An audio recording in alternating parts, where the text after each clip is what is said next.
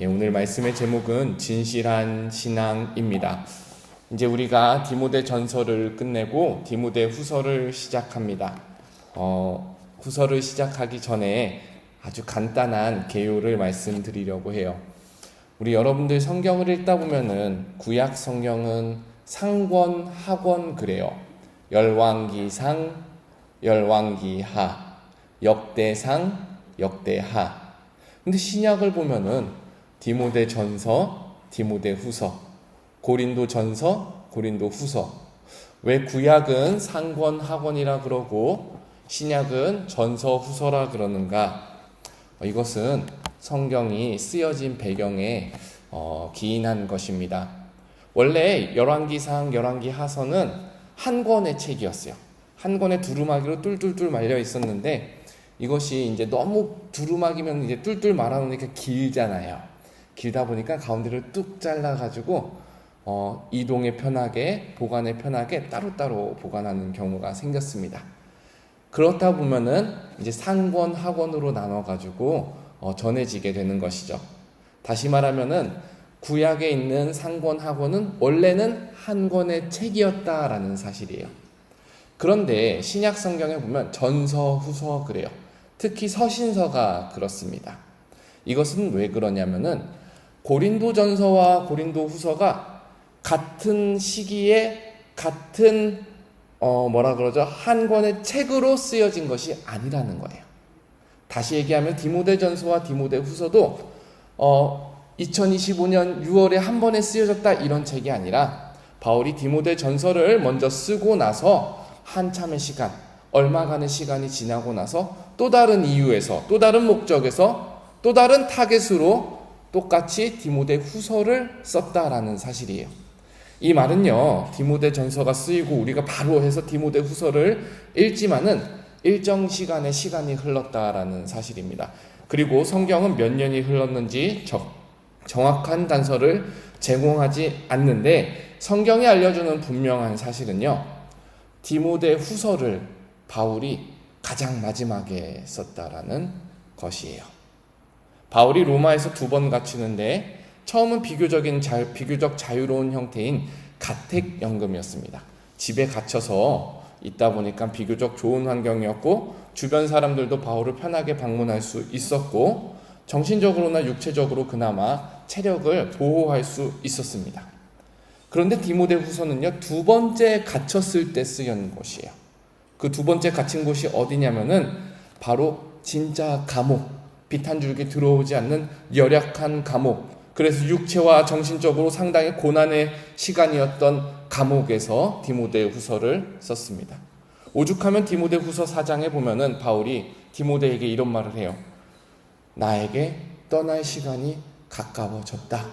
이후로 나에게 주어질 것은 생명의 면류관이다 라는 유언과 같은 말을 디모데에게 남깁니다. 우리가 이 상황을 염두에 두고 앞으로 2주 동안 디모데 후서를 함께 묵상하기를 바랍니다. 첫 번째로 바울이 감당한 최후의 십자가는 바울에게 어떤 의미였을까? 같은 의미로 우리는 주님의 십자가를 끝까지 감당하기 위해 이 디모데 후서를 읽으면서 무엇을 준비해야 되는가? 이것을 알아나갔으면 좋겠습니다. 또 2번째로 바울이 남긴 마지막 메시지에는 무슨 내용이 담겨 있는가? 죽기까지 이 내용을 붙들고 사랑하는 사람들에게 전했는데 그 말씀이 과연 오늘날 나에게 생명력이 있는가? 이거 묵상했으면 좋겠어요. 그리고 마지막으로 바울이 마지막 순간까지 챙겼던 디모데는 도대체 누구이고 바울은 디모데를 위해서 무엇을 생각하고 어떻게 섬겼는가? 우리에게 주어진 시간이 얼만큼 있는지 모르잖아요. 나에게 주어진 시간 동안 하나님께서 나에게 끝까지 돌보고 끝까지 책임지라 한 사람은 누구인지, 또 내가 그 사람을 위해서 지금 무엇을 하고 있는지 함께 묵상하는 2주가 되었으면 좋겠습니다. 본문으로 돌아오겠습니다. 특별히 오늘 본문은요, 바울과 디모데의 아주 개인적인 관계의 깊이를 보여주는 장면이에요. 3절에 보면 바울이 말합니다. 내가 밤낮 간구하는 가운데 쉬지 않고 너를 생각하며.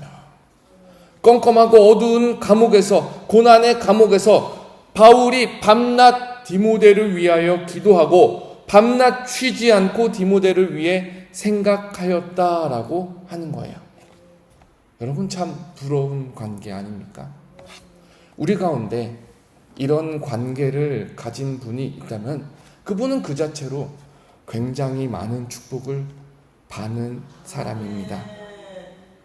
어느 방향이 되었든지요, 내가 기도하는 가운데 내 기도 속에 밤낮 빠지지 않고 담겨 있는 사람이 있다면 기도하는 나 자신은 이미 기쁜 사람이고 복받은 사람입니다. 또 반대로 누군가가 밤낮 쉬지 않고 기도할 때에 나를 위해서 기도하고 있다면 하나님께서 나를 나답게 하시고 믿음 가운데 세우시기 위해서 누군가의 귀한 시간과 헌신과 생애를 사용하시니까 나 또한 복받은 사람임에 틀림이 없습니다. 그런데 바울의 기도를 보면 더 특별해요.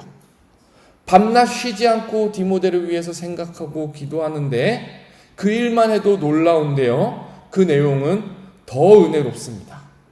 3절 끝에 한번 보십시오. 바울이 하나님께 감사한대요. 밤낮 디모데를 위해서 기도할 때마다 감사가 차고 넘친대요. 하나님, 우리 디모데를 신앙의 좋은 가정에서 태어나게 하신 하나님 감사합니다. 하나님, 우리 디모데에게 청결한 양심을 주신 하나님 감사합니다. 사랑하는 여러분, 여러분의 기도 가운데, 여러분의 기도의 그릇 안에 누가 담겨 있습니까? 또 여러분의 삶을 위해 기도하는 사람은 누구입니까? 우리 잠깐 이 시간 눈을 잠깐 감고 그 사람을 떠올리면서 디모데를 위해 기도했던 바울을, 그 마음을 생각하며 생동감을 가지고 또 하나님 앞에 감사하는 시간을 가지면 참 좋겠습니다. 여러분, 서양 속담 중에 이런 말이 있어요. 사람은 진실한 친구 5명을 가지기 위해서 평생을 살아간다. 연락처에 아무리 많은 친구의 목록이 있어도요, 그 친구 목록 가운데 진실한 친구가 없으면 안 된다라는 사실이죠. 반대로 진실한 친구 1-2명만 있어도요, 그 사람은 정말로 행복한 사람이라는 것을 우리가 인생을 살아오면서 경험적으로 배워왔습니다. 신앙도 마찬가지예요.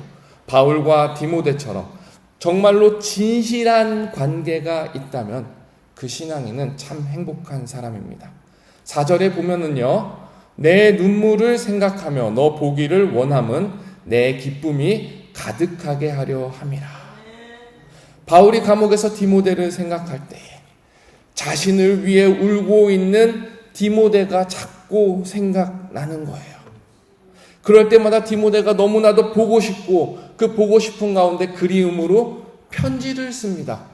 가능하다면 디모데가 바울을 찾아와서 죽기 전에 만날 수만 있다면 정말로 기쁘겠다라고 디모데에게 마음을 전하는 거예요. 여러분 보시기에도 바울과 디모데 사이의 관계가 굉장히 아름답고 굉장히 이런 신앙의 동지가 있었으면 좋겠다라는 생각이 드시나요?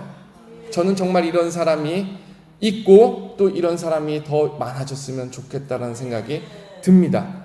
근데 여기서 우리가 정말로 중요한 사실이 있어요. 말씀 가운데 찾아야 되는 중요한 진리가 있어요. 바울과 디모데와 같은 이 믿음의 관계는요, 하루아침에 만들어지는 게 아니에요. 우리 5절을 함께 읽어보겠습니다. 5절입니다. 시작.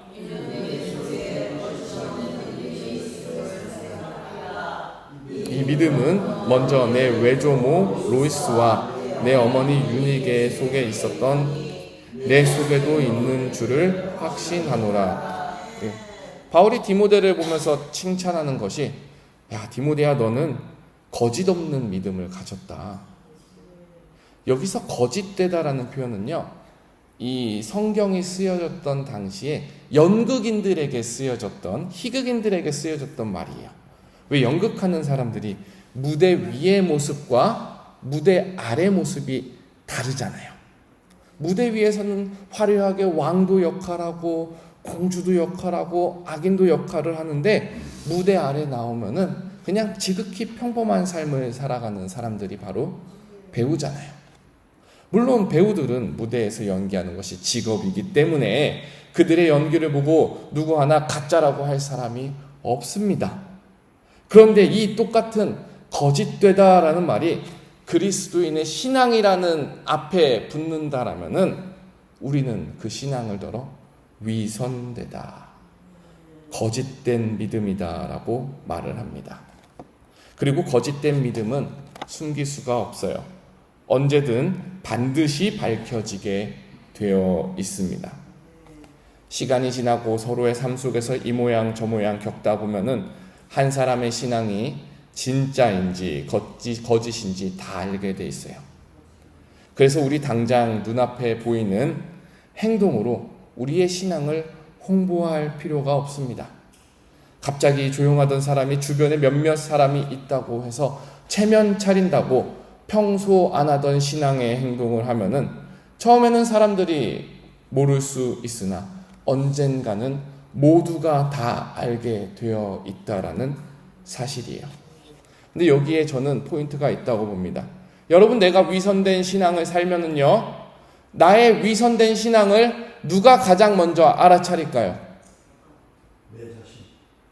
내 자신, 하나님 가장 먼저 아시겠죠. 근데요, 우리 주변에서 나의 위선된 신앙을 누가 가장 많이 아냐면은 먼저 아냐면요, 나의 육신의 가족, 나의 육신의 자녀가 먼저 압니다. 5절에 보면요, 바울이 디모데에게 말하기를 너는 거짓 없는 믿음이 있다라고 했죠. 너는 참말로 진실한 신앙인이다라고 칭찬을 하죠. 근데 바울이 뒤에 덧붙이는 말이 있어요. 디모데야, 너의 외할머니 로이스가 거짓 없는 사람이었어. 너의 어머니 유니게가 진실한 신앙인이었어. 그리고 너를 보니까 너의 외할머니, 너의 어머니를 쏙 빼닮아가지고 너도 참말로 진짜 신앙인이구나, 이렇게 말을 하는 거예요. 저는 어제 이 말씀을 곰곰이 묵상해 봤어요. 왜 사람들 종종 신앙이 유전된다라는 말을 하잖아요. 모든 상황에 적용될 수는 없어요. 사람들 종종 그런 말을 해요. 근데 상당히 맞는 말인 것 같아요. 신앙은 보고 배우는 것이죠. 귀로 들리는 것이 몸으로 보고 배워지는 것이 바로 신앙입니다. 그래서 우리는 종종 신앙이 대대손손 물려지게 해달라고 기도를 합니다.